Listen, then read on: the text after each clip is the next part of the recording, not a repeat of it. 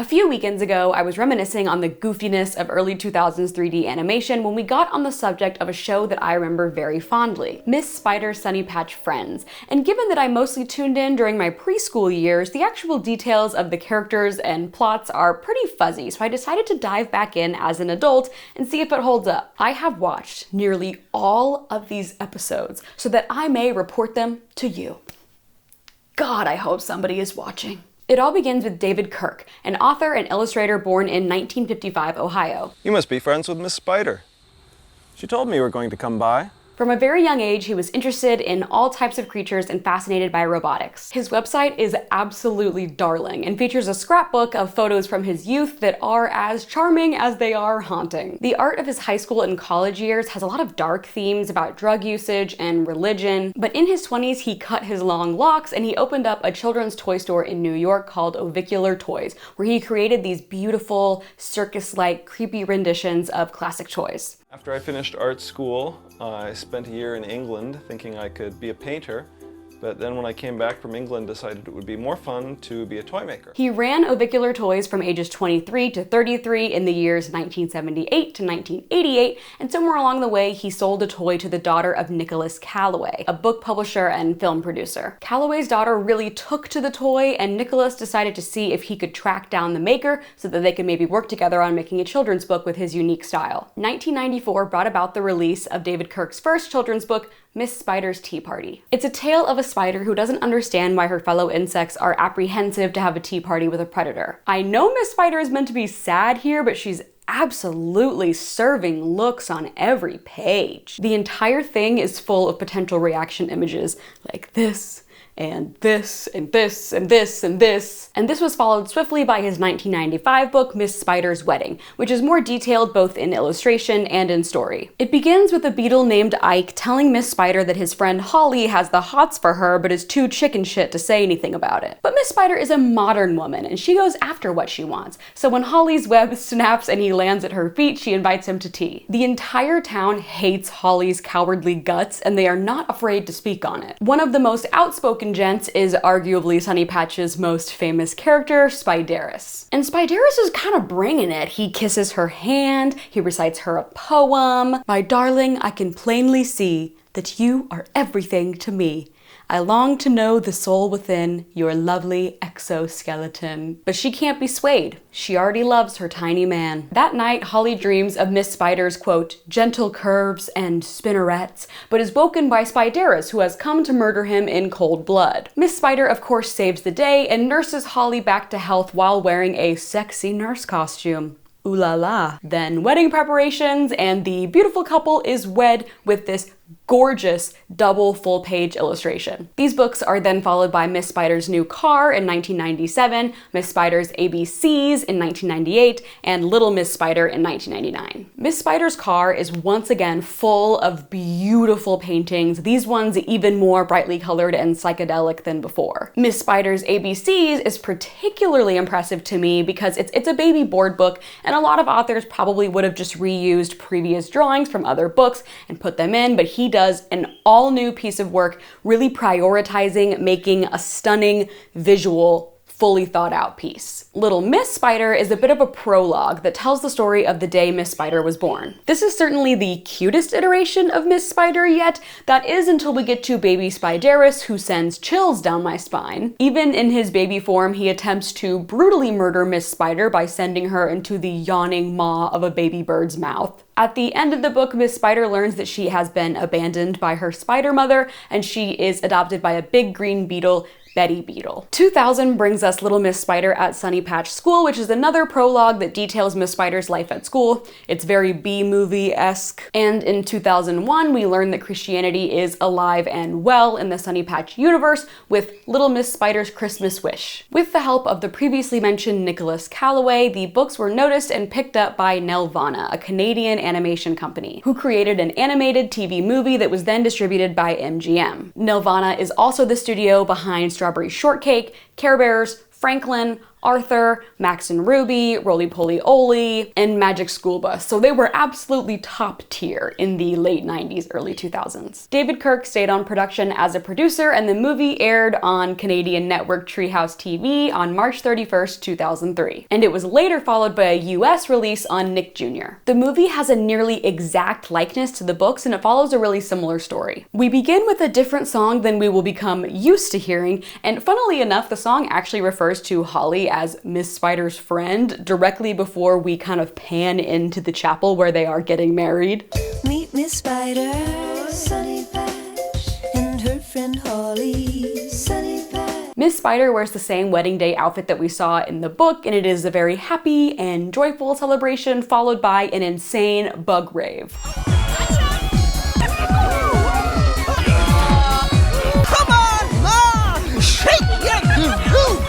I know that I have likely become brainwashed by modern media and the speed at which it moves, but there is a weird amount of time spent just sort of watching the bugs gyrate to a bumping bass.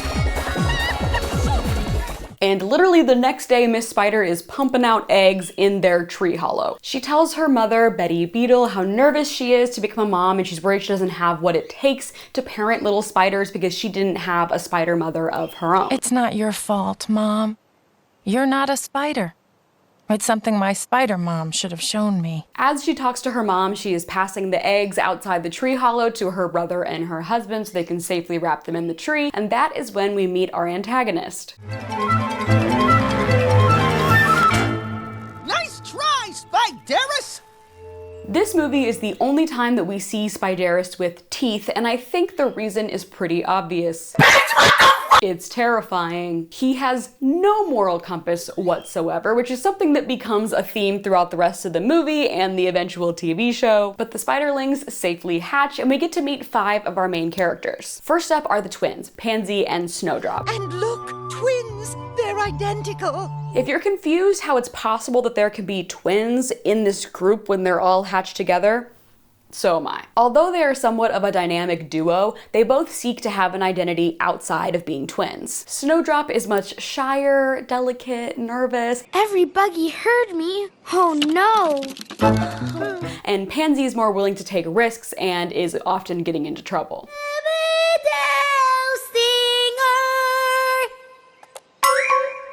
That was a real good try, darling. But some of those notes you were singing came out just a wee bit screech-owly. These two are nearly identical to their mother and to each other, but we can tell them apart by their bow color. Pansy wears a pink bow, and Snowdrop usually wears a green one. Pansy is played by 10-year-old voice actress Erin Doyle, and Snowdrop is played by 11-year-old Alexandra Lai. Up next is Spinner, who probably has my favorite character design of all the kids. I just think he's hilarious. This one looks just like you, Holly. He's a perfect mix of both Miss Spider and Holly. Like, there's no question as to who this kid belongs to. Whoa there, Spinner!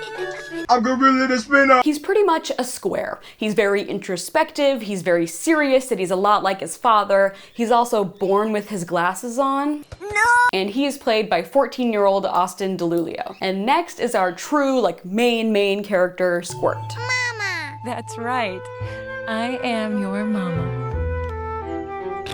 He's a neon green spider who is adventurous, curious, and spontaneous, as well as being a big fat liar. Much of the trouble that the Sunny Patch crew gets into is a direct result of his little lying ass. Your mom and dad let you go out at night?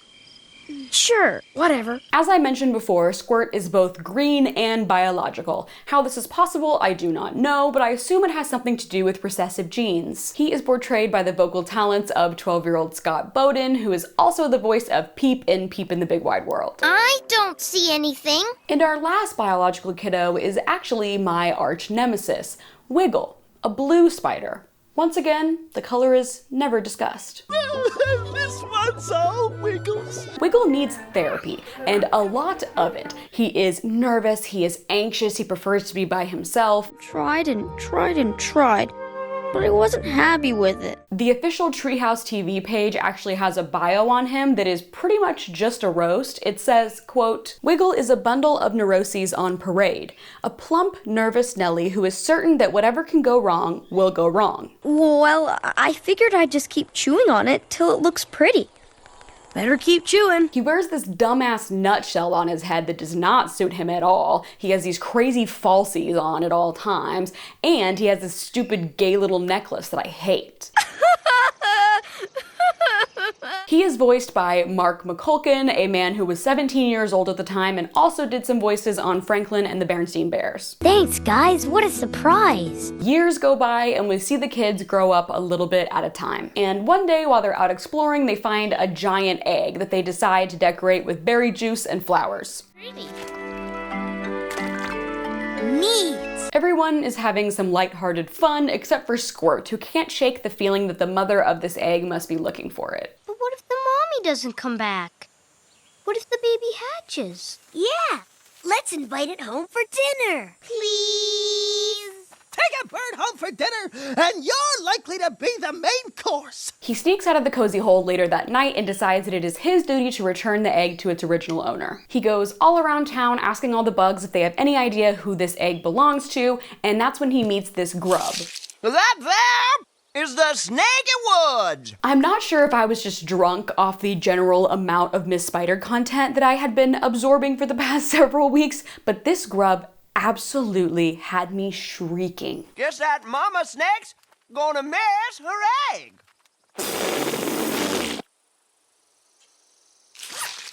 Robert Tinkler, I have never heard of you before, but I will never forget you after this performance. Snakes don't eat grubs. Squirt ends up walking through the forest where he meets 3 child bandits and they all decide to return the egg together. And back at home, Miss Spider is absolutely flipping her lid and she has every bug in Sunny Patch out looking for her baby. Spideris comes waddling back into town with his stupid hand feet and Miss Spider is like, "Oh my god, have you seen the kids?" And he's like, yeah. And she's like, "Okay, take us to them." He's like, "Oh, I don't wanna." And she's like, "Oh my god, please, you think I'm so hot?" And he's like, "Okay, you're right, let's go." Meanwhile, the kids stumble into the home of Stinky the stink bug, who has farted so much in his home that it is nice, warm, and safe from the cold. What is that smell? Boy. The kids reluctantly go into his fart chamber where they then wait out the night. No one ever stops by my little stink bug hole. I'm just too darn, stinky. Oh. Did you guys hear that? I'm scared. At the same time, Miss Spider, Holly, and Spideris arrive at the farm, and oh my gosh, who is that in the tree? Hey, handsome. What's spinning? Me? Another spider that not at all fits in with the design of the show? You betcha. Blah, blah, blah. They return the egg. It's beautiful. Life is great. But after Miss Spider meets these 3 child bandits, she is unable to leave them to just fend for themselves, and she invites them to join the family of 7 to make it a family of 10. You mean you're our somebody? We're just going to have to make a little more room in the cozy hole. These adoptive children are as follows. Dragon, one of my favorites. He's just genuinely a really good kid. Mine's gonna be the best Bug Your Mom Day gift ever. Bug Your Mom Day? Thanks for reminding me. I'm gonna bring my mama this slimy pit. He's a little bit older than the rest, about 8 years old at the start of the series, and he's got really big dreams. His parents died in what he describes as a pond accident where they were presumably diving for another bug to eat.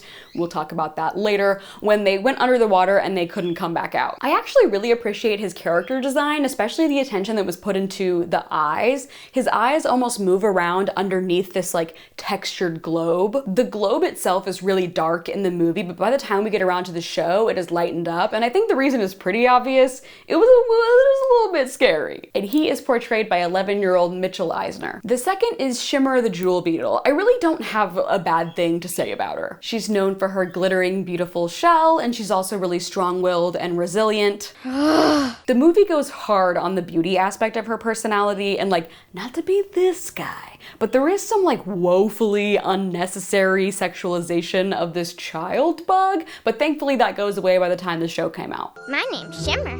What's yours? word.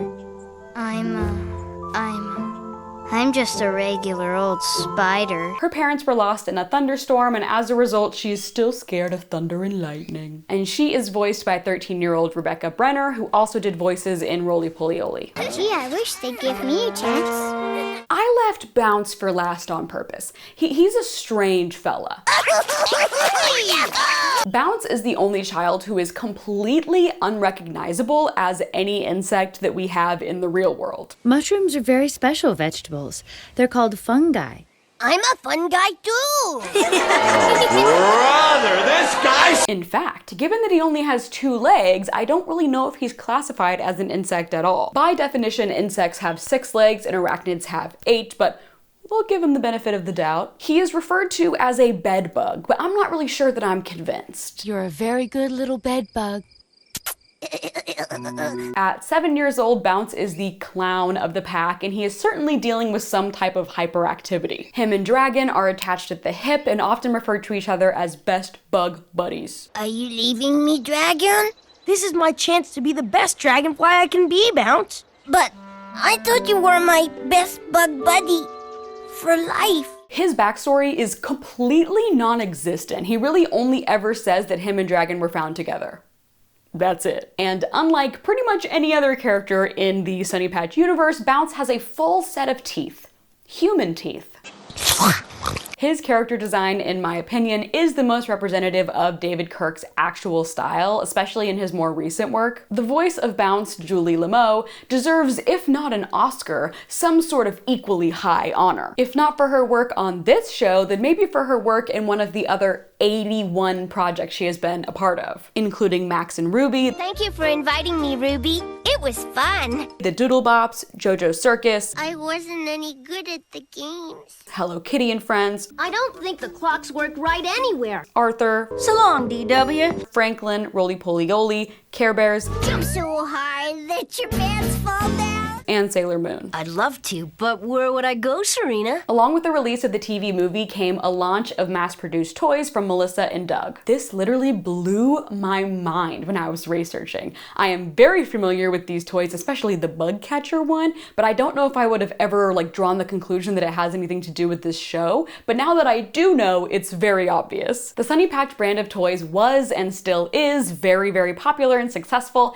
although they have now distanced themselves from any relation to the original show. A year after the release of the TV movie Miss Spider Sunny Patch Kids came the release of the TV show Miss Spider Sunny Patch Friends. Coming home for hugs, be good to Bud.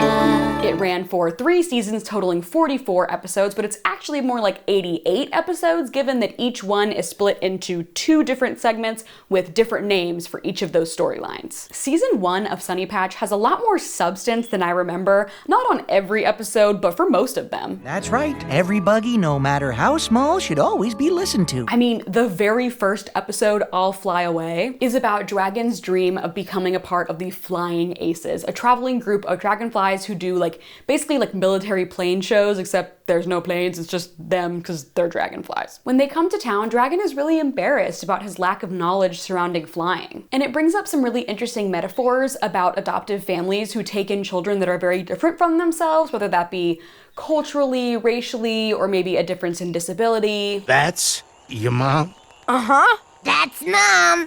But she's a spider. Dragon wishes desperately that he had a parental figure who understood what it was like to be a flying insect, rather than a terrestrial one who can't teach them because their knowledge is limited by their morphology. You're quite a little ace yourself. I could be better if I had a dragonfly teaching me. He states that he loves his family, but at the end of the day, they will never fully be able to relate. Hop up. I wish I could do a daring dive like the mini aces. Well, I wish I could teach you, Dragon, but I'm not a dragonfly. It's okay, Mom. You teach us lots of other stuff. It's also a lot heavier on the insect education than I remember. They sneak in little facts about the villagers like Beatrice, the queen bee, who doesn't appreciate being disturbed at night because all of the worker bees have to sleep about 5 hours so that they can fly properly the next day. And I could sure use a taste tester. Any buggy interested? Me. See ya. And Eddie the earwig, who is always sleepy at school because his family is nocturnal and he's up all night. Hi, you guys. Pinch me silly. It's our neighbors out for a walk. Would you like to join us for a midnight snack? And Shelly the snail, whose slime helps him climb over sharp rocks so that he can keep up with the spider kiddos. It was nothing, just following my slime. The animation of season 1 is, in a word, monstrous. Put your arms up and throw the fat white balls to the ground. The fat white balls? There is no texture to anything. Everything is made of these smooth, flat planes that causes everything to look unfinished and disorienting. What? Your mom never told you it's not polite to stare? It's just a product of its time. There are lots of lightly frightening cartoons that came out around this time, like Hermie or Monster House or Jimmy Neutron, that all fall victim to a lack of sophisticated software, texturizing capabilities, and advanced rendering. And listen, I'm Miss Spider #1 fan, but there are lots of things in season 1 that if they had been modified, would make the show 1,000 times better. I'm sure it probably came down to tough deadlines and budget cuts, but I think also in general, children's animation studios are a lot more willing to cut corners on kids' shows because they think that the kids won't notice. But what happens when they grow up and watch the show front to back? You ever think about that? In the episode Bug Your Mom Day, Miss Spider takes Betty Beetle out for a Mother's Day brunch and they order everything on the menu. Honey-dipped blueberries, honey-flavored sunflower seeds, honeydew melon drenched in honey, tea with honey. It's a bee cafe. Well, it all sounds so delicious. I just can't decide. Then we'll order it all. Excellent! But when the order comes out, it's just a pile of pink cupcakes. A moment of silence for that, because what the— Excellent! I'm actually pissed, because like not a single thing on that table looks anything like the things I just mentioned. Like, am I crazy? Or in the episode All Pupaed Out, we meet Cookie, who is a sort of like 9th honorary child of Miss Spider. Where's your mom? Mommy, bye-bye. She's a monarch caterpillar who eats them out of house and home. She eats the drapes. More. She eats the blankets. More milkweed, please. Oh, no. She eats Holly's slippers. More. She gets to be huge, shedding her skin over and over again until she's bigger than all the rest of the bugs. Ew, that's better. Oh, I'm so hungry. But when it's finally time for her to go into her chrysalis, it looks like this. Sorry, but that's a cocoon. And if we're gonna be all gung-ho about bug education, why not just make it look like a monarch chrysalis? Like, it would have been the same amount of work. All that being said, this is probably the funniest episode of the show, so if you're looking to just laugh, I would highly recommend this one. There's also several scenes where the kids will be at dinner and they're eating seeds, and it looks like they're, like, you remember those early iPad games where it would be like, okay, make a hot dog, now eat a hot dog, and you'd like tap it and it'd be like, oh, did I say they were eating seeds? Yeah, the whole family is vegetarian. I don't know. But overall, the show was really well received as entertaining, educational, and a beautiful representation of a mixed family. Really, the only gripe that I saw people having was with Spideris. And like, yeah, as far as kids' TV villains go, he's pretty fucking scary. Now scram before I develop a taste for honey-covered dragonfly. Like everybody that I talked to that I said that I was doing this video, the only thing that they remembered about the show was the James Charles spider. But love him or hate him, Spideris is something to talk about, and he is back in a big way in season 2. Goodness, Spideris. There have been a few songs in the show so far, including one that when I heard it, I felt like somebody was scratching an itch so far back in my brain that I turned into like floating on air, floating towards the pie in the windowsill. La la la la la, ladybugs, ba ba ba ba ba butterflies. But like, damn, why is Spideris turning this into a musical? He becomes more of a Dr. Doofenshmirtz, like lovable goofball type of evil villain, and we get more of a look into his and Spindella's relationship. Try as I might, I have absolutely no idea what she sees in him, and watching them interact is, at times, completely insufferable. I can't begin to describe the ordeal. There, my big brave spider. He sucks so bad. He can't do anything for himself. He is completely unable to tolerate anything outside of his norm, and he turns into a bloodthirsty murderer the second that he's inconvenienced. There was one episode that I actually had to turn off because it was making me so angry. Spindella has her hands full babysitting 8 children while Miss Spider and Holly go out to watch Romeo and Junebug for their anniversary, when a few hours in, Spideris pokes his head into the cozy hole and asks where his dinner is. I say, Spindella, have you completely forgotten about me? I need my dinner. I'm famished. She tells him it's in the oven, and he needs to use oven mitts to make sure he doesn't burn himself when he takes it out. Oven? Potholders? It's all too much. When are you coming home? Just a show. It's just a show. Blah, blah, blah. He ends up softening up later in the episode, and he comes back to read the kids a nocturnal narrative. A nocturnal narrative!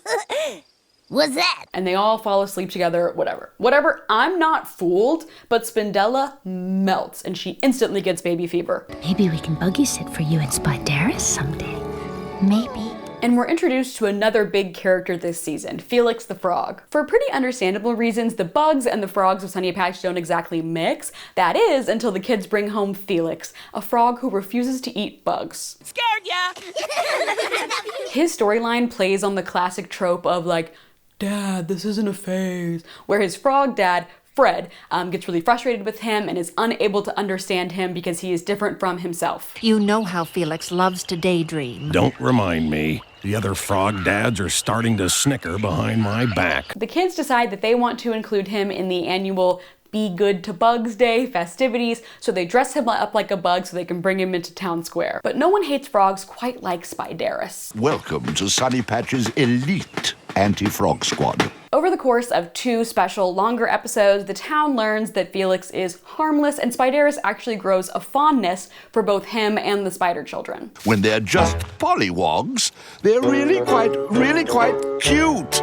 Those frogs. After watching her hubby with the kids, Spindella reveals that she is expecting. You're going to be a daddy long leg. News to which Spideris promptly faints. The reviews of season 2 are even more positive than the reviews of season 1. Everybody loves this stuff. Miss Spider is a model parent, and truly the gentle parenting or authoritative parenting OG. She never tells the kids what to do, but rather allows them to make their own choices, make their own mistakes, and then she gently guides them through the consequences, whether they be positive or negative. Squirt made a tough decision today. Yep. I think he's happy with it, though.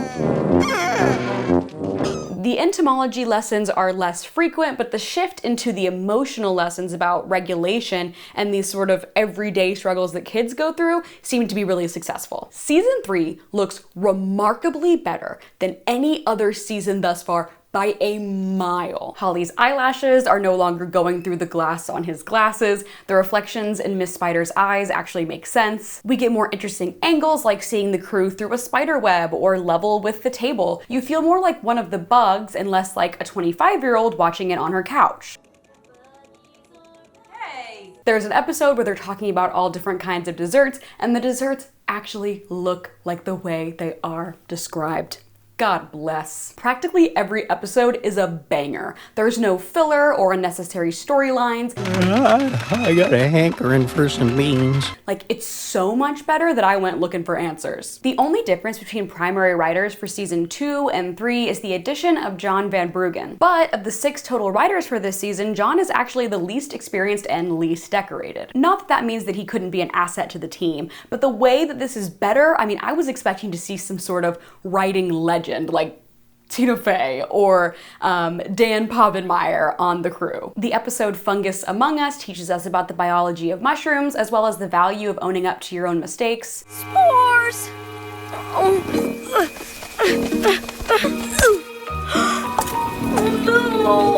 Groundbound is a shockingly moving episode about the beloved lifeguard of the Tatty Puddle, Barry the Cranefly. G'day, mate. That was right good tumble. Who suffers an injury that renders him suddenly disabled and unable to fly. Barry is devastated and convinced that he will never again be able to do what he loves. I had an important job watching over everybody.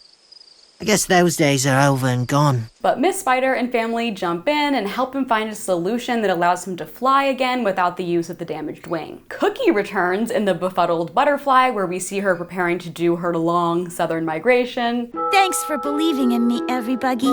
I'm sad you have to go, Cookie. But I'm glad that we can say goodbye. Bumbling Bees teaches great lessons about hard work, as well as when it's okay not to share with others, and has a whole section about the waggle dance that bees do.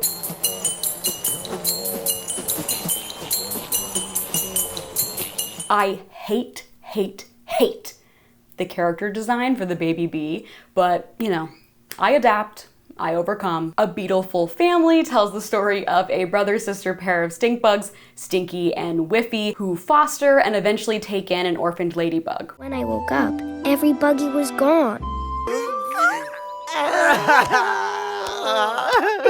That is the saddest story that I've ever heard. Banger, banger, banger, banger. Lay some of that beetle stink on me. And along with the release of Season 3 came a companion video game made for the Nintendo DS, Miss Spider's Harvest Time Hop and Fly, which is produced by a German game developer who has 27 other games that I have never heard of. No shade, it's just the truth. The gameplay is simple. Solve some puzzles that help Miss Spider, Holly, and all the kids prepare for the winter. A lot of it is very Super Mario-esque, where you're controlling a character that is running, jumping, and collecting things along the way. But if you're anything like me, then the part of this season that you're most interested in is to see Spideris' journey into fatherhood. It did not disappoint. Spindella and Spideris welcome 3 baby spiders. A pair of twins, again, I don't know how they are twins and the other one is not, and another little boy. The girls come out and everyone is instantly like, oh my god, it's a girl. It's a girl. Because pink means girl. And of course, the upsetting, frightening white one is the boy. My boy. Aren't you the sweetest things? They named them Belladonna, Poison Ivy, and Mandrake. I think I was expecting them to be smaller when they were just born, but they come out the same size as Squirt and Pansy and Snowdrop and all the other kids who are 6 years old. At first they just babble, Daddy! Daddy! but by the next episode they're speaking in full sentences with weird British accents and terrorizing the other children by telling them that their dad is the most spiderific and Holly is a loser. Our dad is spiderific! Our dad is spiderific! Our dad is spiderific! Our dad is spiderific! Spideris is a very loving, but overall relatively incompetent father, as we can see in the episode The Most Perfect Parent. Spideris is asked to watch the kids while Spindella is away, and he assures her that it will be very easy and he does not need her help. Well, just in case, I should probably go over a few things. Oh, Tish Tosh, I've already committed your little do's and don'ts list to memory. Within the first 2 minutes after she leaves, he loses track of one of the pink ones multiple times. What? Oh, Bella? Bella? Daddy! He can't remember which food each one prefers. He doesn't know who needs a blankie to sleep. And everyone just thinks it's so funny. Season 3 is the last season of Miss Spider Sunny Patch Friends ever created, and I'm not really sure why. According to my research, the show was never formally canceled, it just never returned. So knowing that, I was expecting that maybe the last episode, Cobb Fog, would have some sort of finality to it, but it didn't at all. I won't pretend to understand the ins and outs of children's television production. I don't know if a budget was slashed, I don't know if the director and writers were just ready to move on, I don't know. And a reason has never been given. It's been over 20 years, we haven't heard a thing. As far as I can tell, the last Miss Spider book, The Bug Flu, was published in 2007, and the toys ceased production in 2005. The creator, David Kirk, has done a few other children's books since then, all of them with that same, just this side of creepy type style, but none of them have found success the way that Miss Spider did. Pretty much the last piece of Sunny Patch memorabilia still being made are the Melissa and Doug toys. As far as I can tell, I don't think that David Kirk still designs them, but obviously the essence of his style is still there, and if you look really closely, every once in a while, you can see Miss Spider trying to come through. Do you notice what these toys have in common? They all have big eyes and bright colors, They all look like they're friends of Miss Spider. All episodes and specials from this series are available for free on the Treehouse TV YouTube channel, and I would highly recommend giving them a watch. Overall, Miss Spider Sunny Patch Friends serves as a really cool time capsule, a peek into what animation was like when CGI was first coming out, and it shows us how far we have come. To me, the entire show is an art piece, truly like David Kirk's paintings come to life. And it's a part of my childhood that I look back on very fondly. I hope you all enjoyed taking a trip to Sunny Patch, and if any of you have this tea set at home, I will sell you my entire house and car for it. But I thought you were my best subscriber for life.